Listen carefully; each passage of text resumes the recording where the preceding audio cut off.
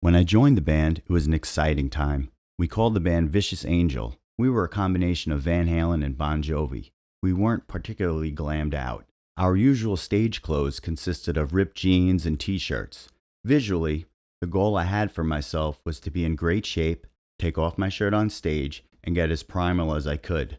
Before each gig, I would tell myself to be as confident as David Lee Roth, even though I didn't feel that way deep inside. However, when I would get in front of people, I would become calm without trying. This was the reality I had been searching for.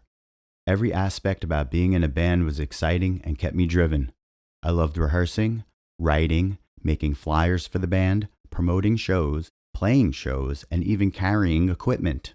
This proved to be one of the most exciting times of my life. We were very popular in Oneonta and among the surrounding towns and counties of upstate New York. Once we started to get popular, I began to really believe that music could be my profession. My goal of achieving some sort of peace of mind was starting to come true. On any given day, I could be driving in my car and our songs would be playing on the local radio stations and the college radio station. I also started to receive attention from women like I never had before.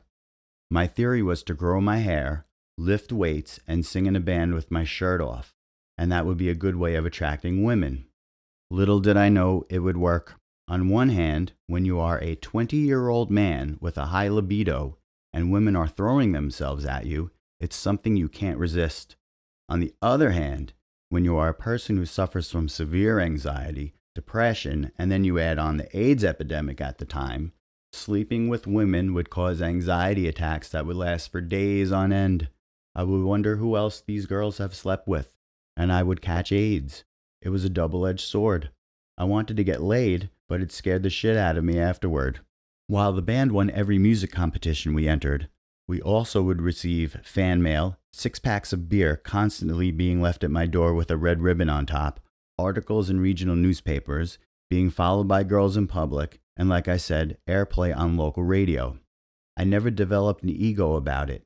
I don't know if it was because I had low self-esteem or because my goals were not ego-driven. It was for emotional stability. Our music was good enough because our guitarist Darren was a guitar prodigy. I met him when he was 17 and I was 20. He was from Oneonta, New York, where I was going to college. I had just switched my major to music industry when I met Darren and joined his band. Darren had won many national music competitions and acknowledgments from the press. When I saw Darren play for the first time, it didn't seem real. I never saw a person play guitar and piano like that up close. He was something out of Masterpiece Theater. The rest of the band consisted of Darren's cousin Shane, who played rhythm guitar, Tim the bassist, and Rob the drummer. Darren, Rob, and Shane were still in high school at the time, and Tim was 21. Within 2 weeks, the music industry turned upside down. All the hair bands like Poison, Motley Crue, Warrant, Skid Row, Def Leppard, etc. were all pushed to the side because that type of rock music got saturated very quickly with bands that were just copying each other. Something new was desperately needed. I was excited about how these bands from Seattle sounded. Most of the bands had vocalists who were baritones, which was my natural range. The bands that we were trying to sound like had singers who were tenors, which made it difficult for me because I was straining quite a bit to hit the higher notes. When I heard singers like Eddie Vedder and Lane Staley, I became inspired by the fact that singers with low voices were now popular. Chapter 31. Music. The one thing I am forever grateful to my brother for is giving me my introduction to hard rock, heavy metal, and progressive music. My brother loved big speakers and was always being yelled at by my dad to turn it down. By the age of 6, I knew that I could sing and play drums.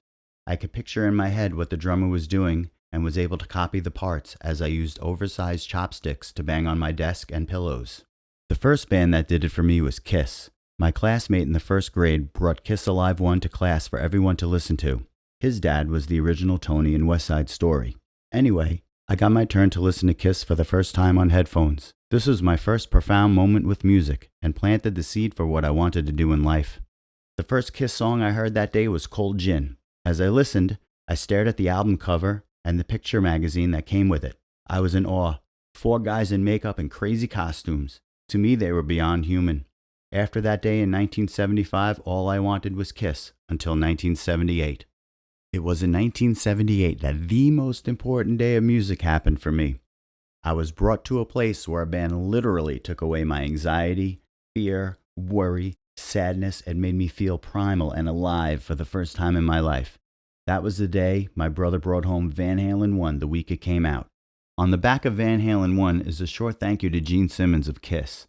Gene Simmons helped Van Halen record a demo that eventually got them signed to Warner Brothers Records. Anyway, there was a rumor that Van Halen was Kiss without makeup, and they wanted a second band so that they didn't have to wear the makeup. However, once my brother put on side 1 and Runnin' with the Devil came on, I knew that this was not Kiss. I was hooked before the first chorus. I hadn't even heard Eddie Van Halen's solo yet on the song. Between the guitar riff and David Lee Roth's screams in the introduction, I became immediately affected. The second song is Eruption, Eddie Van Halen's most famous guitar solo and probably the most famous guitar solo ever. I also figured rather quickly that this was not Ace Frehley. I love Ace and always will, but this was a being from another stratosphere. I knew Eruption was being played on guitar. I just never heard anything like that before.